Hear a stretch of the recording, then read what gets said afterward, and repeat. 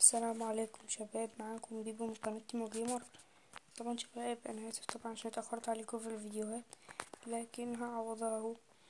معانا النهاردة طريقة ترويض الكلب وازاي تخليه يحميك بطريقة سهلة جدا. هي تقريبا الحاجة الوحيدة اللي ممكن نحتاجها من الكرييتيف، تقريبا ولا حاجة، صفر من الكرييتيف، كله من السرفايفل الجاب. يعني الكلب ممكن نجيبه من السرفايفل كالعادة، يعني الكلب يتجاب من السرفايفل اللي هو هتلاقيه لو انت بصيت كويس كده في الغابات وقعدت تدور عليه هتلاقيه. لكن لو انت محتاج بقى الايج بتاعته او البيضة بتاعته هتجيب من الكرياتيف. اخيرا دخلنا، فاكرين القلعة دي؟ دلوقتي بعمل ايه؟ الحاجات دي كلها انا هشيلها،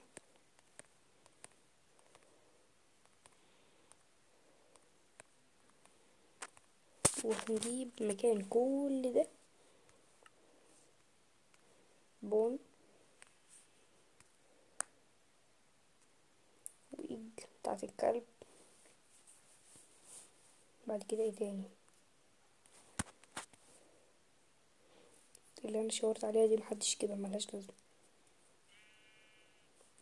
بعد كده ميت، لحمه.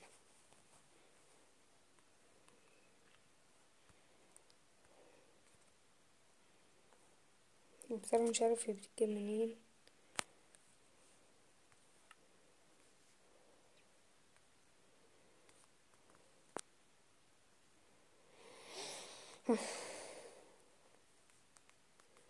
ادينا معاكم لحد ما نجيبه ان شاء الله ما نتاخرش.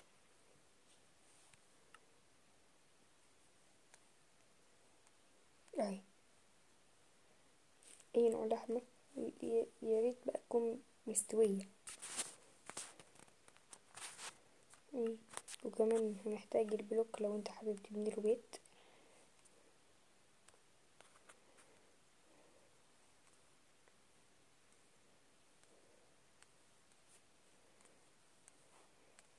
زي ما انت شايف ممكن حاجه ده متوقع، زي ما انتم شايفين بيقتل اي حاجه ان هو محتاج ياكل.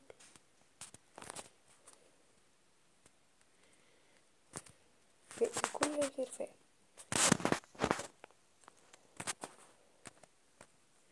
فريد نعمل الموضوع ده في بيت. طبعا عشان وقت الفيديو فاعمل حاجه اي كلام.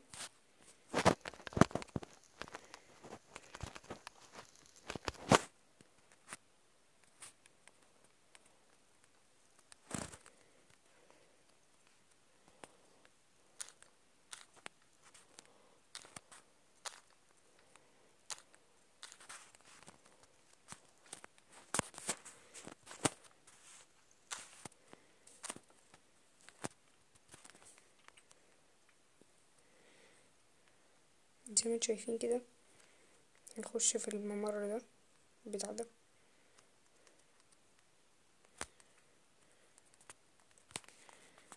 ده اهو مش عايزة حد تقفل. ايوه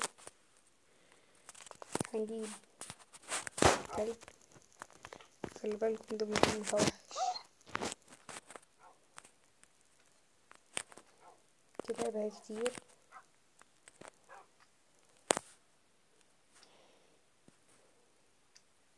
مش فاهمة ليه عملت كده.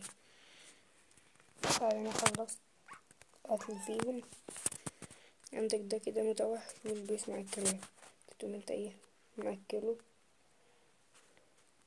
كده. هو بقى بيحرسه بس مش قوي، لازم بقى تأكله كتير لحد ما يطلع قلوب. بعد كده بقى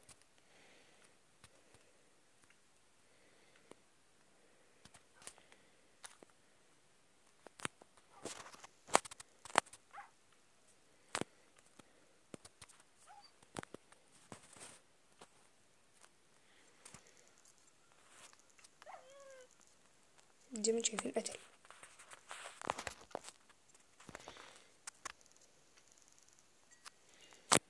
اديله لحمة تلاقيه بيجري وراك. لو انا جيت هنا وكتبت زومبي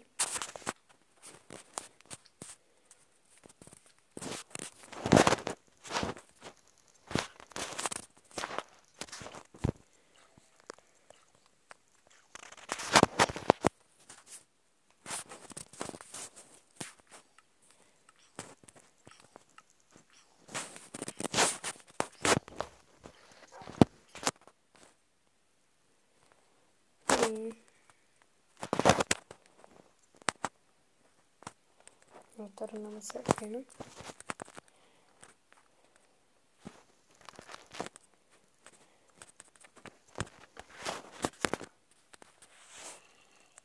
دلوقتي لما كده يضربه هتلاقي الكلب بيجري عليه ويقعد يضربه هو وبيقعدوا يضربوا بعض. بصوا في الاخر